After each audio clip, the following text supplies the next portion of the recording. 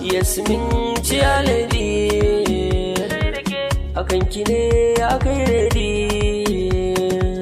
a fari zan kira Allah mu mallaki mai kowa yau gashi waka zan yi wa Yasmin kyakkyawa na gaida ke yar waiwa farar diya kyakkyawa ke zan kira san kowa lalle ku turmi ke jure da ka gudu ko barewa kina gaban duk mai kina ki Yasmin kyakkyawa duk masu kinki masoya ne a sannu dole su juyo ke baki halin bera ni ma da kai na lura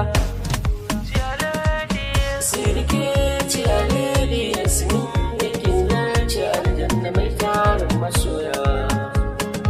Yasmin Yasmin Yasmin su barki sai dai Allah kin wuce dukan tsarin su baki ado da abun wani shi ya saki ka zarce su sunan kishi ke tasiri a ko ina yar baba ni Yasmin na yarda farin jini kwai tsada kina da shi na lura ciyalade sai rike ciyalade Yasmin da kina ci aljanna mai tarin masoya